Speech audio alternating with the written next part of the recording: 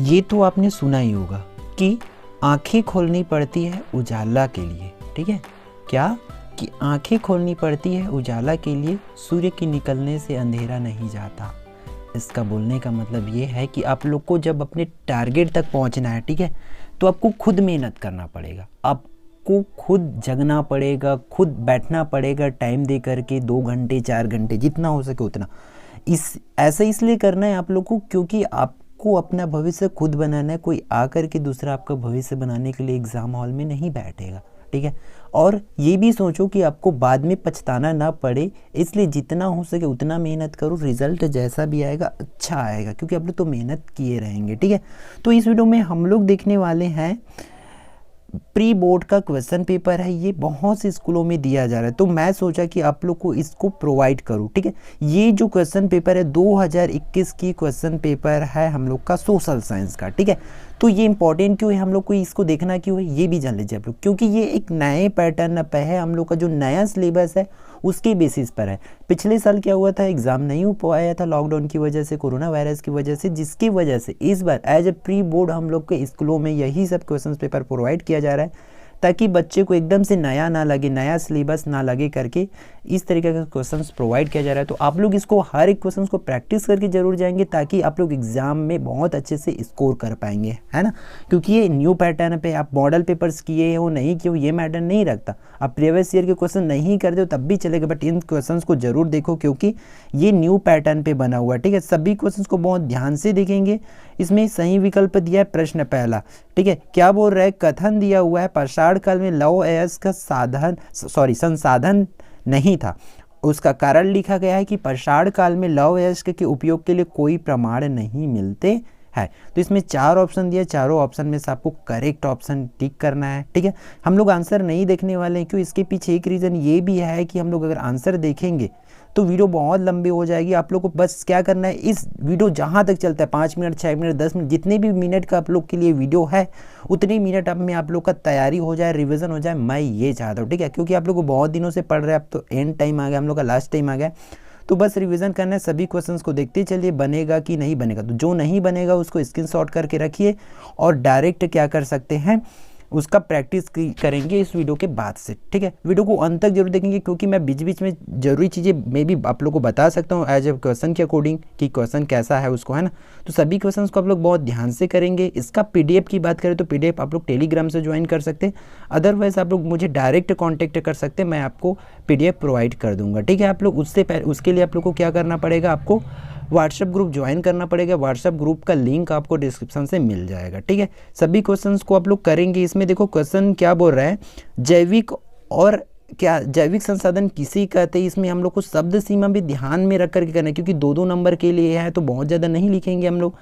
नीरा बोया गया क्षेत्र से क्या आशा है, ठीक है। ये इस क्वेश्चन को हम लोग पिछले किसी न किसी क्वेश्चन में और भी देखें क्योंकि इससे पहले भी ऑलरेडी मैं आप लोग का प्रैक्टिस सेट प्रोवाइड कर चुका हूँ, उस प्रैक्टिस सेट में ये क्वेश्चन पेपर था, ठीक है।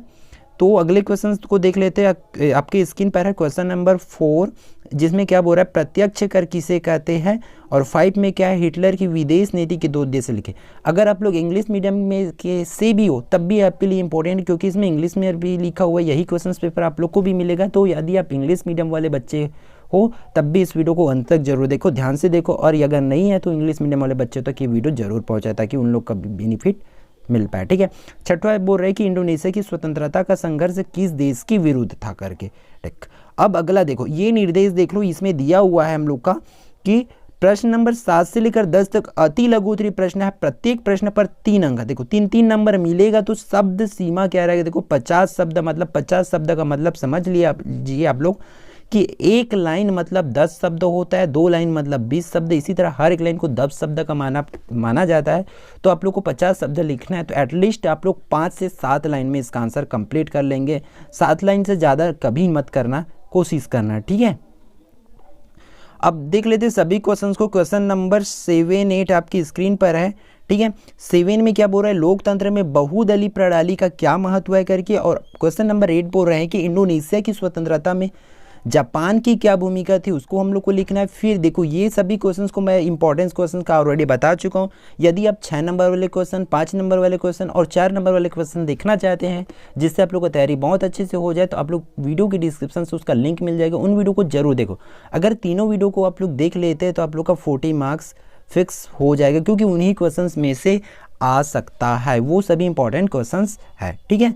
इसलिए उन वीडियो को जरूर देखो भाई आप लोग सभी। अब यहाँ से देख लेते हैं क्वेश्चन नंबर 11 से अथवा स्टार्ट हो जाती है। इतना तो आप लोगों को पता है सभी सब्जेक्ट में यही होता है ना।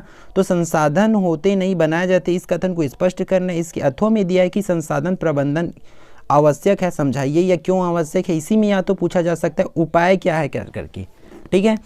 इस चीज़ को याद रखेंगे आप लोग, जल संसाधन को याद रखेंगे, भूमि संसाधन को याद रखेंगे, ठीक। बात कर लेते हैं क्वेश्चन नंबर 12 का। तो इसमें देखो वर्साई की संधि का जर्मनी पर क्या प्रभाव पड़ा, ठीक है। और इसके अथवा में क्या है, सैन्यवाद का लोगों के जीवन और विचारों पर क्या प्रभाव पड़ता है। इसको हम लोग को 4 नंबर पे लिखना। देखो इसमें ऐसा दे दिया है तो उस चीज़ को समझो कि हम लोग को क्या करना पड़ेगा, एक एक पॉइंट करके 4 पॉइंट में लिखेंगे, तब जाके हम लोग को सही नंबर मिलेगा। या हम लोग पैराग्राफ में इसको नहीं लिख सकते हैं, याद रखेंगे। इसलिए मैं बोला था कि वीडियो को अंत तक देखेंगे ताकि मैं जो ज़रूरी चीज़ है आप लोग को बता पाऊँ, ताकि आप लोग एग्जाम में किसी भी प्रकार का कोई गलती ना करो करके, है ना। क्वेश्चन नंबर 13 क्या बोल रहा है इसमें हम लोग को कि कर संग्रहण का सीधा प्रभाव सरकार के खर्चे पर कैसे पड़ता है, ठीक है। अगला दिया सरकार के लिए बजट क्यों जरूरी, बजट में करों की चर्चा क्यों जाती है। ये सभी इंपॉर्टेंट क्वेश्चंस है। इन सभी क्वेश्चंस को मैं भी अपने वीडियोस में ऐड किया हूँ, आप लोग को पता होगा, ठीक है। चेक क्वेश्चन नंबर 14 आपके स्क्रीन पर है। क्या बोल रहा है, पहला आम चुनाव करवाने के लिए सरकार को कौन कौन सी तैयारी करनी पड़ी थी, या उनकी उपलब्धियां क्या थी, इनकी विशेषता क्या थी। इन पॉइंट्स को आप लोग को 4 पॉइंट्स को याद रखेंगे। मैं क्या क्या बोला हूँ, तैयारियां क्या क्या थी, उपलब्धियां, विशेषता। ये 3 क्वेश्चन सेम आंसर रहेगा, तीनों क्वेश्चन का सेम आंसर रहेगा। और इसको भी देखो पॉइंट पॉइंट में लिखना है हम लोग को, 4 पॉइंट में लिखेंगे हम लोग, पैराग्राफ में नहीं लिखेंगे, पॉइंट डाल डाल के लिखेंगे, तब जाके हम लोग को कंप्लीट नंबर इसका मिलेगा, ठीक है। आम चुनाव के नीचे दिया हुआ है। फिर इसका अगला देख सकते हैं 15 और 16 जो कि 5 नंबर के लिए, ठीक है, जिसकी शब्द सीमा कितनी है, 100 है। तो हम लोग को लगभग कितने में लिखना है, 10 से 12 लाइन में इसका आंसर कंप्लीट कर ले तब भी ठीक है, ठीक है। क्योंकि इतना माना जाता है अगर आप लोग दूर दूर में लिखते हो तो आपको ज़्यादा लाइन में लिखना पड़ेगा। एक लाइन का आप लोग काउंट करके गिन लेना कि कितने शब्द हो रहा है, उसके हिसाब से आप लोग फिर लाइन बढ़ा लेना, ठीक है। आपको पता होगा कि आपका राइटिंग कितने शब्द हो लिखते हो एक लाइन में, बट वही माना जाता है एक लाइन में मतलब 10 शब्द, ठीक है। तो सभी क्वेश्चंस को देखेंगे। फिर इस क्वेश्चंस को तो आप आज ही बताया हूँ मैं, ठीक है। क्वेश्चन नंबर 7 जन सुनवाई से जनता को हुए अनुभव को लिखना है। फिर ठीक, परमाणु बम से होने वाले भयानक नुकसान के बारे में कोई 5 लिखना है इसमें, ठीक। क्वेश्चन नंबर 17 सांसद के कार्य, देखो इसमें याद रखना है हम लोग को सांसद के कार्य, प्रधानमंत्री के कार्य, राष्ट्रपति के कार्य, साथ ही साथ आप लोग उनके शक्तियाँ भी याद रखेंगे, ठीक है। हमें संविधान की ज़रूरत क्यों है, 6 लिख रहा है। ये मोस्ट इंपॉर्टेंट क्वेश्चन है भाई, कर लो इसको। क्वेश्चन नंबर 18 का सभी को अच्छे से करेंगे आप लोग दोनों को, ठीक है।